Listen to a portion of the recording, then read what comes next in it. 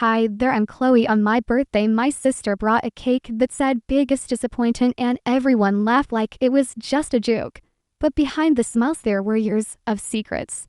My mom forwarding my business plans behind my back, my brother trying to access my financial files. They used my money, my silence, and still called me the problem, so I did something they never expected. I had barely stepped into the restaurant when I felt it, that tight, invisible gripe in my chest. The place was warm, cozy, even with its exposed brick walls and string lights tangled across the rafters, like it was trying a little too hard to be rustic chic. I'd reserved the entire private dining space at the Timber House, one of the more homey restaurants in Boise. It was the kind of place my parents adored because it reminded them of Sunday pot roasts and polite silence. CZ paid for everything: reservation, catering, even the floral centerpiece with those little cream roses my mother loved. Not that anyone would mention it. Manel was already seated, waving at me like she hadn't avoided my texts all week. Look who finally made it, she said loud enough for the whole room to hear. I smiled, not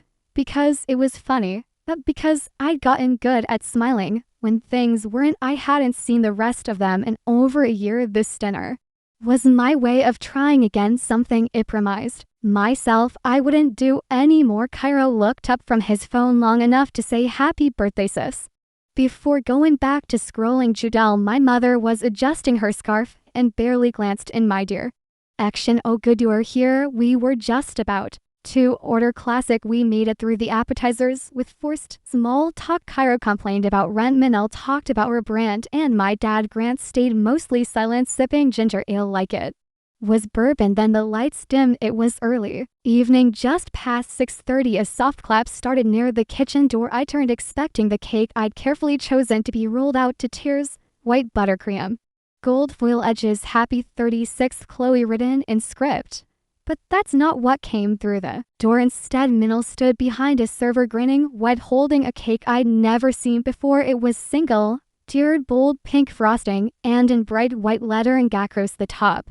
It read, happy birthday to the family's biggest disappointment. There was a pause, a breath, a moment where I actually believed I might be hallucinating. And then laughter. Cairo burst out first, slapping the table. That's messed up, he choked out between laughs. My mom chuckled nervously like she was pretending not to enjoy it. Manel clapped once loud and proud. Come on, Chloe, you know it's just a joke. A joke, the word, the one they always use to cover up cruelty. I stared at the cake, not a word, not a blink. The frosting looked almost wet under the soft yellow lights. I tried to remember the last time someone gave me a cake with my actual name on it. I smiled, not out of joy, but because I knew they'd expect me to flinch, and I wouldn't give them. That Riley hadn't arrived yet. Maybe the Wassa Mercy after the candles were blown out by Manel, no less. I excused myself under pretense of needing to call a client. I walked to the hostess stand, heart calm, hands steady. Hi, quick question, I say to the manager. Can I ask who called in to update my cake order? He checked something on the tablet, hesitated, then said Manel Harper. She called the day before yesterday, said there was a last-minute change. Of course she did. I thanked him, stepped outside into the chilly Idaho air, and stood under the string lights. I pulled out my phone in the Notes app and started typing. No tears, no trembling hands, just a list to record. Because that cake, that wasn't the start, that was just the moment. I stopped pretending I didn't know what they were doing. When I walked back and Manel raised her glass, you missed that toast, she teased. I bet it was unforgettable, I replied, and sat back down. They kept talking like nothing happened, like that cake was a quirky memory to laugh about later. But I'd already decided this birthday wouldn't end the way they thought it would. I raised my own glass, caught each of their eyes, and held my smile just long enough to make them shift in their seats. Maybe it was time they found out who I really am. Manel was still grinning. When I sat down again, I could hear Cairo say something under his breath, followed by a soft laugh from my mom. Nothing had changed in those few minutes I'd stepped away except me. The table was buzzing with energy, like nothing had happened. Appetizers had come and gone. Someone was pouring more wine. The mood was back to light, even celebratory. That's the thing about my family, they could build a bonfire out of you and still roast marshmallows over it like everything was fine. About 20 minutes had passed Since the cake, I stirred my drink with a slow rhythm, my face blank, my mind alert. Then Cairo leaned back in his chair and tapped a small shiny package against my arm. Almost forgot, he said, dropping it beside my plate. Happy birthday, sis. This one's for personal growth. I unwrapped the paper carefully, knowing full well whatever was inside wasn't given in kindness. It was a self-help book. Fix your personality before 40, the kind of paperback you'd find in a discount bin at the airport. Screaming judgment in bold yellow letters, I felt my stomach tighten. Minal snorted, it's a classic, right? We thought you might find it useful, you all chipped, and I asked it, keeping my voice. Even Cairo raised his brows like he hadn't expected a response. A comb on, it's a joke. We figured you'd get a laugh. The whole table chuckled. My mom sipped her wine, eyes on her plate. Dad mumbled something about not meaning any harm. Minal added, better than socks, right? I turned the book over in my hands like it was made of glass. I didn't throw it, I didn't get up. I smiled. Buten sighed. I filed it away. Another line in the ledger shortly after. My cousin Lacey leaned over from 2 seats down. She had that expression people wear when they're about to whisper something they shouldn't. Hey, I probably shouldn't be showing you this, she muttered, slipping her phone under the table. But I thought you deserved to know. On her screen was a screenshot of a group chat, the family group chat, the one I was somehow never added to. Kyra's name was at the top of a message. Let's hope Chloe doesn't make it weird tonight. Keep it light, fam. Minal had liked the message. Judo replied with a thumbs up. There were laughing emojis, sarcastic comments. I didn't want to keep reading. My fingers curled so tightly round my napkin I thought it might tear. They've been talking like that since last week. Lisa said, her voice slow. I thought they were kidding, but now I handed the phone back without a word. My jaw clenched so hard my temples HAD. I didn't trust myself to speak. Not yet. I excused myself from the table and headed to the restroom. The hallway was quiet, dimly lit with vintage sconces that tried too hard to be charming. I locked the stall door behind him and leaned against the wall. I didn't cry. What I felt wasn't sadness.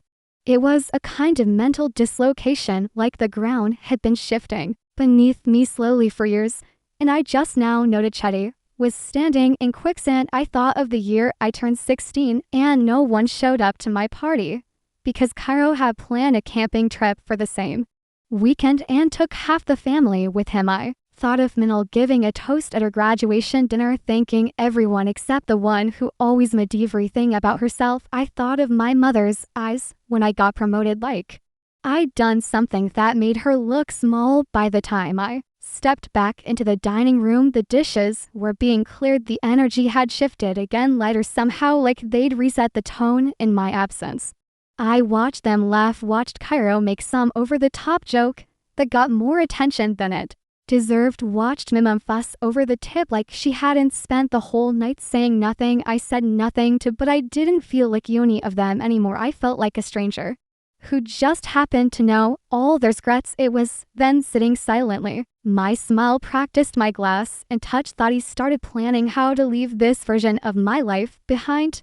And this time I wouldn't leave quietly. I didn't say goodbye when I left, didn't wave, didn't offer a fake hug or thanks for coming. I just picked at my coat from the back of my chair and slipped out the side door while no one was looking. The air outside was colder than I expected. I wrapped my coat tighter and started walking. Riley had offered to give me a ride back to the hotel earlier, but I told him I needed to clear my head. That was partly true. Minal called out something behind me, happy birthday again, but I didn't turn around. Her voice felt like static. I kept walking past the parking lot, past the empty sidewalk where someone had dropped a party balloon and let the city night blow around me. The street lights gave the pavement a quiet glow, the kind that makes everything look softer than it really is. I passed a late-night coffee shop with 3 people inside laughing over something that probably mattered to them. I envied how simple that looked. Back at the hotel, I kicked off my shoes, hung my coat by the door, and stood for a moment in the silence of the room. It was just past midnight. My phone buzzed on the nightstand. Texts from Riley, one from Lacey and two from Cairo, that I didn't open. I sat on the edge of the bed, then lay back and stared at the ceiling. It wasn't just tonight that cake didn't hurt, because it was unexpected. It hurt because it was familiar, a memory, surfaced sharp An uninvited Thanksgiving 5 years ago, I had asked if I could bring my boyfriend at the time, Michael. My mother's response was immediate: Thanksgiving is for family, just like that cold final. If the man I had loved for 2 years didn't count, to see if I didn't get to decide who was important in my life, I'd spent the holiday alone, made myself poster watch rooms of old sitcoms. When I texted Minil a photo of my tiny dinner set up with a joking "Happy Thanksgiving" from team of one, she replied with a thumbs up emoji back. Then I'd brushed it off, told myself they were just set in their ways. Traditional private, I made excuses for them like I always had. Lying there in the dim hotel room, the pattern finally settled in front of me. Unmistakable leather was the time Mel failed a class and cried to my parents about how she felt overshadowed. I had been working 2 jobs and still managed straight A's, but somehow I became the one who needed to stop rubbing things in. Or when Carrie rented a neighbor's car and my dad set me down for a lecture about responsibility because I was the oldest and should have set a better example. Even my promotion last year, the one I'd worked overtime and missed weekends for, when I told mom, she blinked, smiled tight, and said, "Well, just don't let it make you arrogant." As if success was a personality flaw, I exhaled slowly, letting it all rise to the surface without trying to bury it again. It wasn't just a few jokes or a cake. It was years of being erased, blamed, minimized, repackaged as the difficult tone. Because I didn't play along with their narrative, I sat up, opened my laptop, and pulled up my email. My finger shivered over the keyboard. Before I started searching, one thread caught my old email I'd sent mom last spring. I had attached a pitch deck for my startup, just something I was excited about. The subject line was, "Thought you might be proud of this." No reply. I clicked into the thread again, checking the forward history. She had sent it nominal 30 minutes later. No message, just the file. I didn't know whether to laugh or throw the laptop across the room. Instead, I stared at the screen, then closed the lid gently and whispered to no one, "That's enough." That moment didn't feel like an ending. It felt like stepping out of a fog. And suddenly I knew this wasn't just dinner, it was the last test. And I had finally stopped trying to pass it. Sunlight slid through the blinds in thin surgical lines, casting long shadows across the hotel room. I was still in the robe they provided, stiff white cotton that smelled faintly of bleach and something sterile. My second cup of coffee steamed in the nightstand. I hadn't really slept, not in any way that felt restful, but I was strangely alert. There was a clarity humming in the background of my thoughts, like something inside me had finally straightened itself out after too long being twisted. I scrolled through my phone absently until I saw it, the message from Judel. It had come in close to midnight. No subject line, no apology, just a blunt directive: "Brunch at our 10:30, family time matters." Judel. It was so like her to pretend nothing had happened.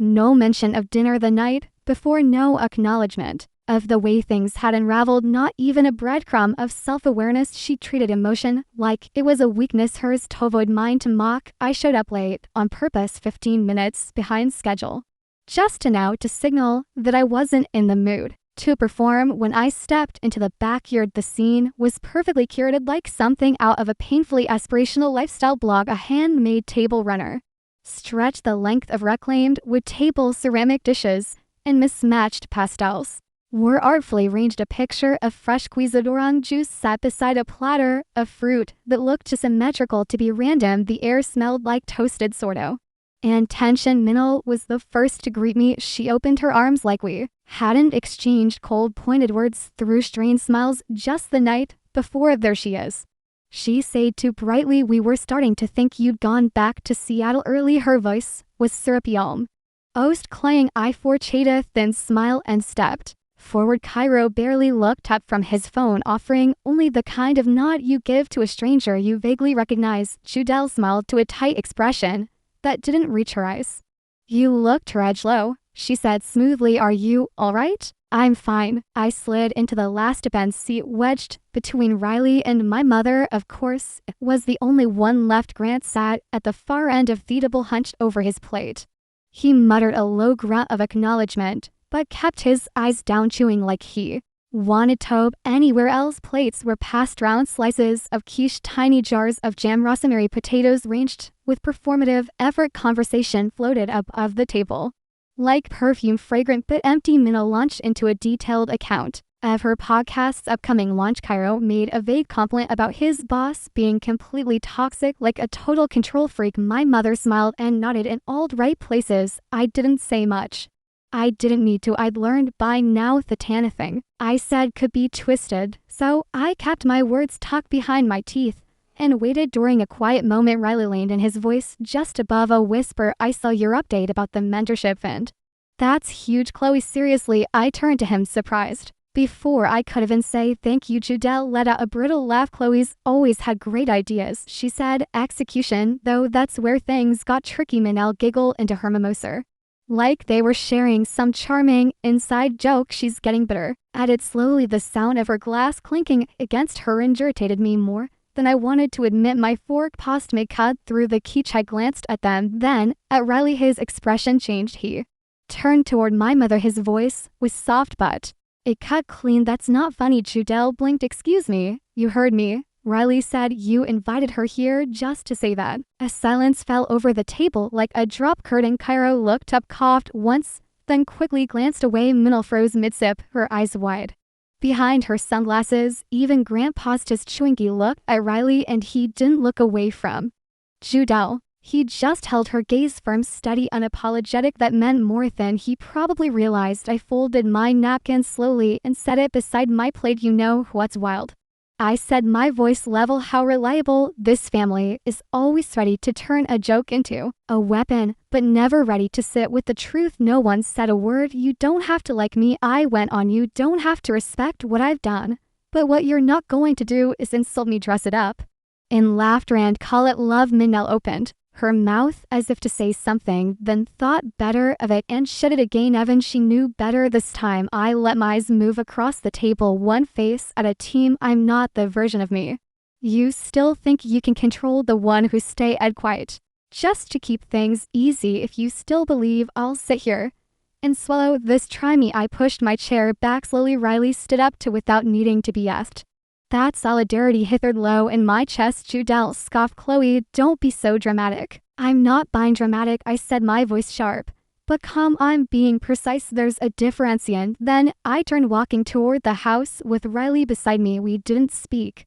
We didn't have to. The sky overhead was clear, not a cloud in sight. But inside me, thunder was building, slow, deliberate, unstoppable, the kind of storm that doesn't ask permission before it breaks. They wanted me to break, toward Reed, to fall into the role they'd written for me years ago. What they got instead was someone who finally knew the script and refused to play the part. What they got was someone who wasn't afraid of the fight anymore, someone who came armed with facts and finally the nerve to speak them out loud. Back at the hotel, he kicked off my shoes and let the silence wrap around me like armor. The curtains were open just enough to let early afternoon light spill across the bed. I dropped my phone onto the nightstand and sat down in front of my laptop. Something had been tugging at me since brunch, not the words. Those weary expected by now. It was the ease with which Judelle said them, the confidence, like she knew I'd never push back for enough to matter. But I wasn't that version of myself anymore. I opened my mail and scrolled through old threads, the ones I'd buried after they stopped mattering. I found the chain from last summer. Subject line, Mom, some budgeting notes for your refinance. Inside were spreadsheets, financial strategy PDFs, and an attachment I'd custom wheeled to help her organize retirement funds. I had even included a sample investment return projection using my company's growth figures to illustrate how compound interest worked. At the time, she said thank you and never brought it up again. But something didn't sit right. I opened Nader's second tab and pulled up public property transaction records. Just curiosity, just confirmation. Minel had purchased a second home in October, a vacation rental she now promoted weekly on her social media, calling it her dream. Made real the mortgage terms, the down payment range, it all aligned to closely with the numbers I'd used as private examples. In the email, I double-checked my calendar history. She bought the Plaisir month. After that thread was forwarded, I sat back and stared at the screen.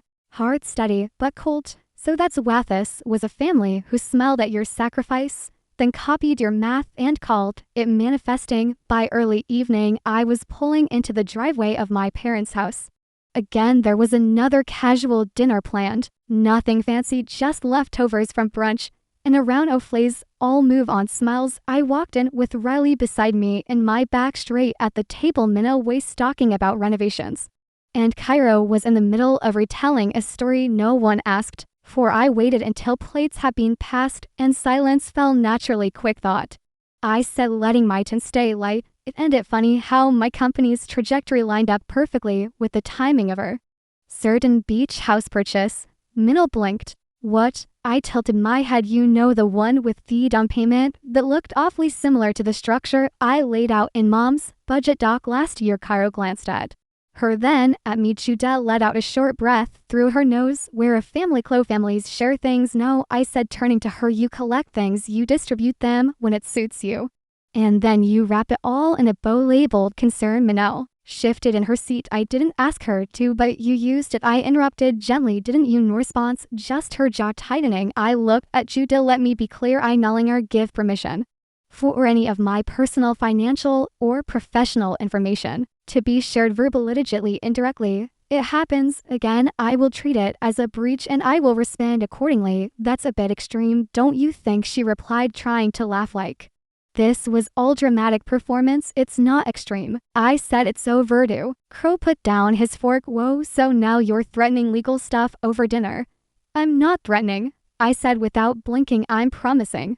The air at the table thickened. Grant coughed, wiped his mouth, and avoided everyone's gaze. No one defended me, but no one tried to dismiss me again either. Later, back at the hotel, I changed into something comfortable and stepped out onto the balcony. Riley stood beside me, leaning on the railing. Quiet. You sure you're okay? He asked. No, I said honestly, but for the first time I'm not scared either. I pulled out my phone and created a calendar event for 1 week from now. Subject, begin the cutoff. They could keep thinking I was reacting, that I was just sensitive. Let them. Because while they played the same game over and over again, I had started building something else entirely. Strategy, proof, structure. You think I'm still playing defense? Good, stay distracted, because I'm about to flip the entire board. The next morning started quietly.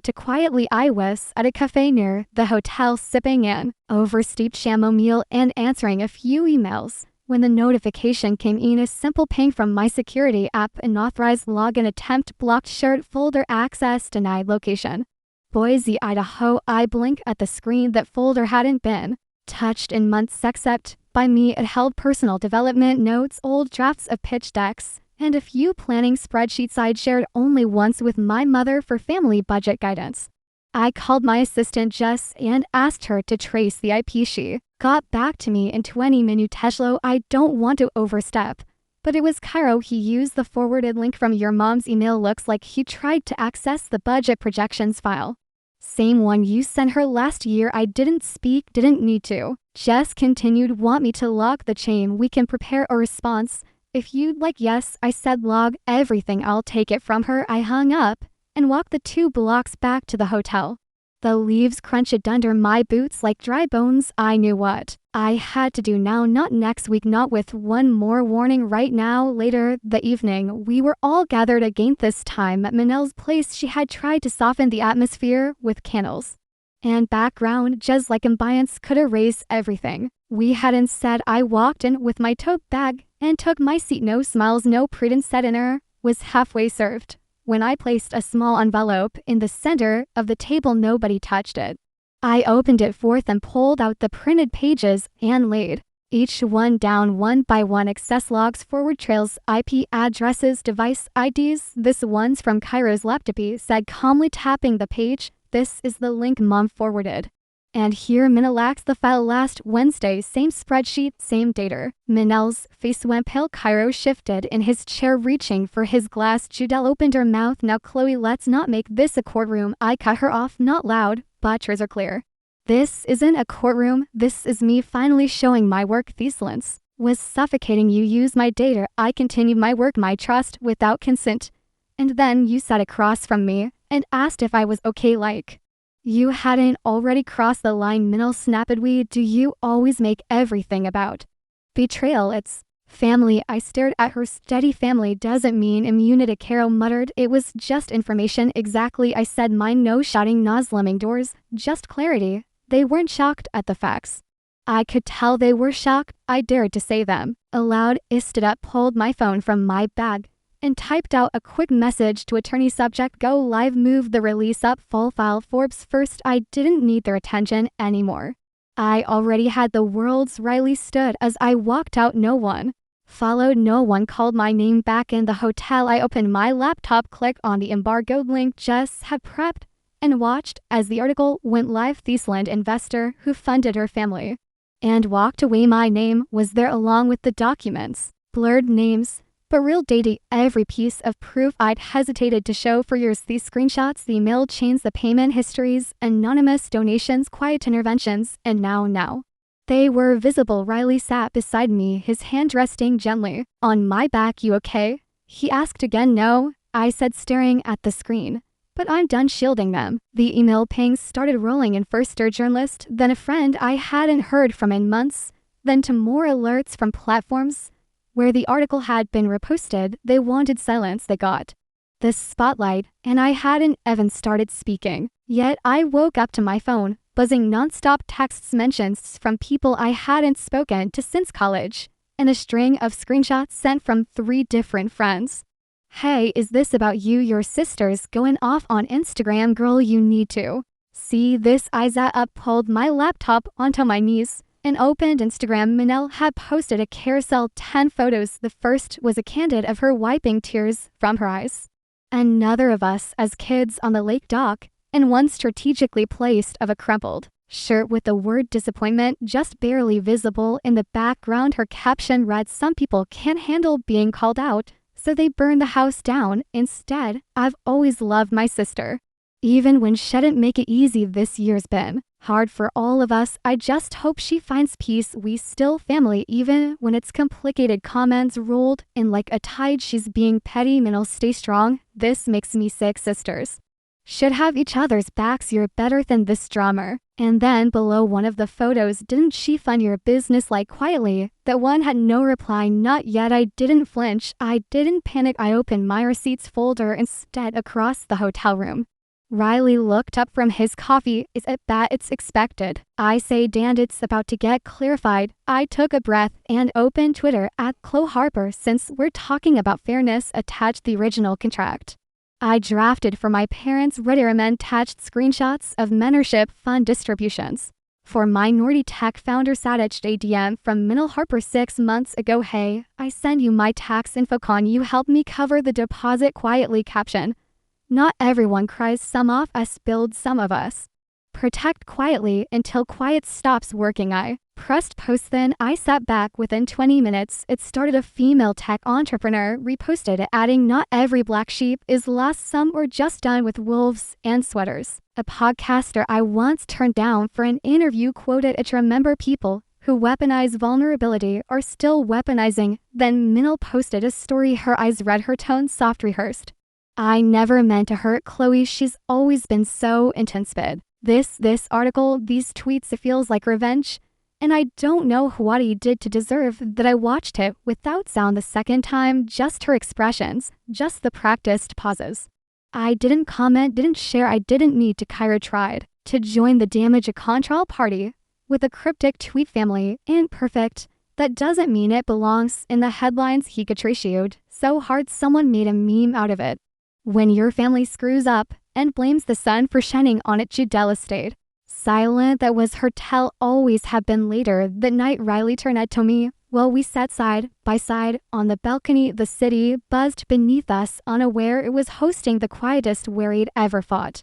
You could have dragged them years ago, he said. Why now? I thought about it, really thought. Because now I don't need their apology. I just need them to stop pretending I was ever the villain. He didn't speak. He just nodded. I wasn't angry they tried to smear me. I was angry they assumed no one would believe me. But they had underestimated something. I didn't cry. I posted. They came to play peer games. I brought evidence. But this next part, this sense for closure. 2 days later, I found myself tucked into the far corner of a cafe just off 7th and Alder. It was so many of those places with warm wood accents, quiet music, and too much intention behind the chalkboard menu alike tip for its anonymity. No one here looked twice, no one asked questions, just the low hum of espresso machines and the occasional clatter of a mug on ceramic. I had ordered a black coffee out of habit, but barely touched it. It had long since stopped steaming, forgotten.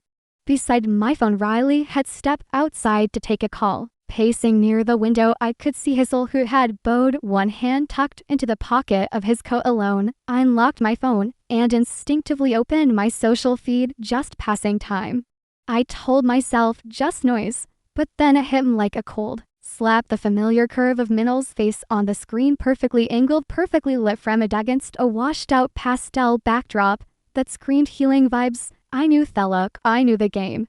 The caption was worse than I'd imagined. When family chooses spectacle over resolution, their real pain gets lost. She was a guest on some podcast hosted by a woman who built their platform on curated vulnerability and trauma reconciliation, someone who invited guests to unpack their family wounds in a way that was just palatable enough to trend, but never too sharp to alienate an audience. Minel's voice came through soft, deliberate. She said things like, "I've just felt so emotionally overwhelmed, and it's been years of mental exhaustion trying to fix disconnection." I didn't cause. Her eyes glistened, just enough to suggest tears. She clasped her hands like she was holding invisible pain. Then came Thackeker. She smiled gently, practiced not sincerity, and said, "I just wish Chloe would have let us love her better." That sentence echoed, not loud, not angry, just hollow, like someone reading lines from a rule they'd never lived. I stopped the video halfway through, not because it broke me, it didn't, not anymore. I had stopped expecting truth from people who preferred a prettier lie. It felt more surreal than painful, like watching a dramatization of your life from behind soundproof glass, recognizable piece twisted just enough to disorient. That was her talent. She didn't outright leash, just bent the narrative until you couldn't see straight. I sat still for a long moment. Then I opened my laptop. No names, no dramatics, no hashtags, no subtweets, just clarity, just truth, simple, clean, honest. I began to type. There comes a point when you realize silence isn't grace, it's permission. For years, I kept my head down. I funded, I forgave you, and in return, I was misrepresented, edited down, and sold as difficult. So here are the facts, screenshot links. I didn't go public to hurt anyone. I went public because they wouldn't stop hurting me privately. Sometimes the only way to be heard is to walk away without a word. This will be my last public comment. The rest belongs to peace. I read it twice, then hit post. I closed the laptop and pushed it aside. An hour passed. I didn't check notifications. I didn't refresh.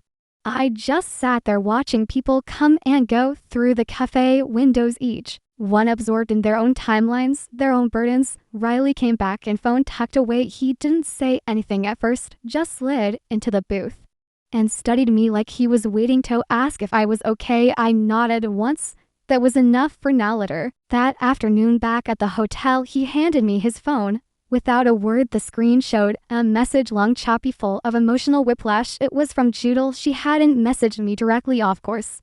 She had sent it through Riley, a last-ditch attempt at control by proxy. "We're still your family. You misunderstood everything. You've always taken things too far. We love you, Chloe. I up one day you'll come home." I stared at the message without emotion. Not numb, yes, clear. I handed the phone back. Riley looked at me, his expression unreadably thin. "Wasn't an apology," he said quietly. "I know," I said, "but I'm done explaining myself to people who never listen." He nodded, said nothing more.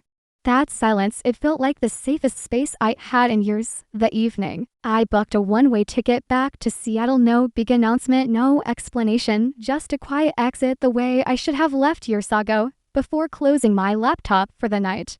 I made one final update to the mentorship fund. I added a new grant funded entirely from my own pocket. No press release, no flashy rollout, just a quiet line item titled "Rebuild for Survivors of Family Gaslighting and Emotional Neglect." I didn't post about ED, didn't share it on my stories. I didn't say a word, but the next Morning, a message arrived in the funds inbox. Just your shirt one. I read your post. I left my mother's house last night. Thank you for reminding me. I wasn't crazy. I didn't trebly. I just saved it to a folder. I created quietly healing. And then smiled. Not the kind of smile I wore at family events, not the practiced one-knot survival mask I used when I had to play the version of Chloe they were comfortable with. This smile was anything else real. Quiet hole, not because I want anything, not because I got last word, but because I finally stopped trying to. Forgiveness wasn't the goal. It never had to be. Freedom was, and now, for the first time in a long time, I had it. 2 weeks past Seattle. Rain had returned like clockwork, soft, steady, familiar. My apartment smelled faintly of lemon cleaner and fresh coffee. I stood at the window watching people bustle along the sidewalk, umbrellas bobbing like synchronized buoys.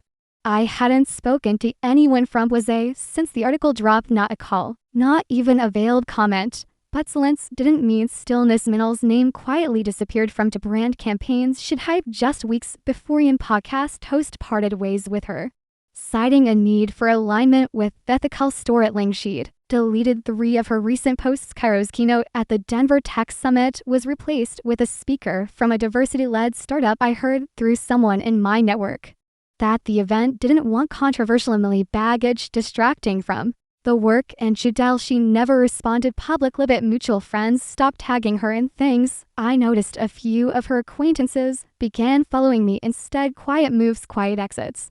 And Grant remained exactly who he'd always been. Upset I wasn't keeping score. I just noticed what changed most wasn't out there, it was here inside. I had just finished my morning coffee when an email popped up from a coordinator for a women in tech event downtown. Subject line: keynote confirmed. I'd said yes sir. Week ago Riley helped me fine-tune the talk the night before. He asked want to practice it one more time.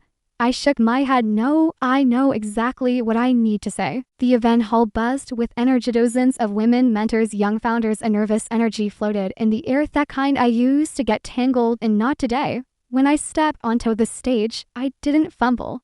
I didn't try to be perfect. I told the truth. I used to think being the black sheep meant I had to fight to be included. But sometimes the black sheep just saw the wolf first. There were not some quiet gasps. I kept going.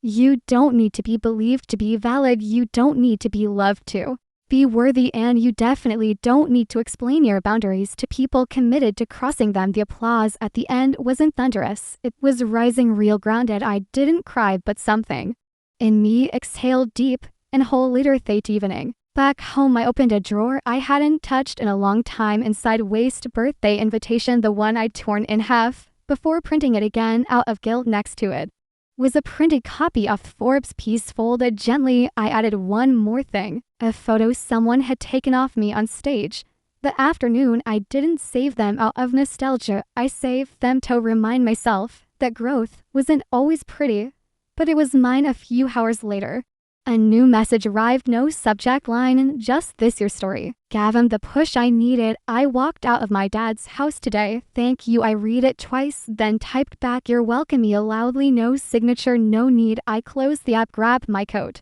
and stepped outside. The air was crisp, sunlight filtered through silver clouds. No big plans, no dramatic finale, just me moving forward. Finally light enough to carry only myself. Maybe they still tell their version of who I was, but I'm not listening anymore. Before we end, let me leave you with this. If there's one thing I've learned, it's this: you don't need an apology to heal. You don't need to fix the version of you they never really saw. What you do need is the courage to walk away from what breaks you, even when it's wrapped in family ties and Sunday dinners. It's not easy, but it is possible. And once you choose peace over proving a point, everything changes. So tell me, have you ever had to choose yourself over the people who said they loved you but didn't act like it? What would you say to the version of you that stayed silent for too long? Drop a 1 in the comments if this story hit home for you, or just tell me where you're watching from. If you didn't vibe with it, I'd still love to hear why. Let's have a real conversation. And hey, if you found value in this story, subscribe to the channel so you don't miss the next one. There's more where this came from. Real stories, real hard, and maybe a little healing too. Until next time, take care of your peace. It matters more than they ever taught.